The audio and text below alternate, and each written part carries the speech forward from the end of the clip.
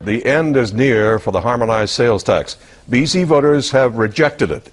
The referendum is over. The results today, 54.7% voted yes to extinguish the HST. 45% voted no, so the tax will be scrapped.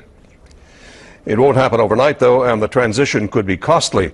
We're covering all angles on this story tonight, what it means for consumers, reaction from the business community, and the political fallout. Let's begin in Victoria with Legislative Bureau Chief Stephen Smart. Stephen?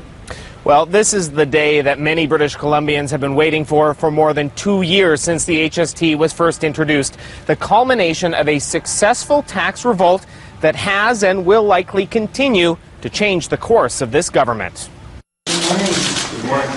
After 2 years, it all came down to this. BC's acting chief electoral officer arrived at the legislature with the results of the HST referendum. The yes side, 54.73%, and the no side, 45.27%. The yes side winning by more than 152,000 votes.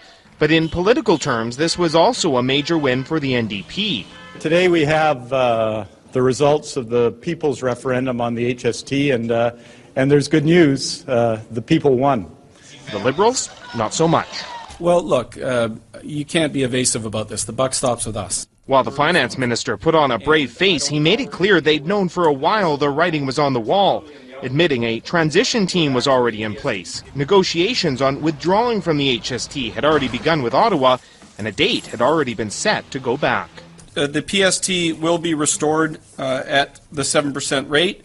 The target time in terms of restoring the PST so that we're back into a PST-GST system is about 18 months. So we're anticipating March 31st, 2013. Then it was the Premier's turn. Her mission? To move on from the defeat. The public has very clearly spoken, and now is the time to turn the page. But she was having a tough time doing that, facing question after question about what the result would mean for a possible election. Are you willing today to rule out an election? Will you rule out an election? And each time she failed to answer. We've all asked the same question and you've not answered it each time, so I'm just curious why you won't rule that out, why you want that still on the table. Well, what I'm saying is I'm going to focus on jobs. I'm going to find the best way to make sure that we deliver on the jobs agenda. So the speculation will continue. A government wanting to move on from the biggest blunder in recent political history, facing a major uphill battle to do it. Well, Stephen, it seems the Liberals' uphill battle is already underway.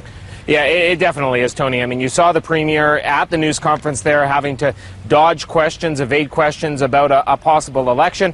And then there's this email. CBC News obtained this email. It was sent this afternoon by Christy Clark to Liberal supporters. Sounds a lot like something you'd send out before an election, saying they need to battle against the NDP, even asking for donations.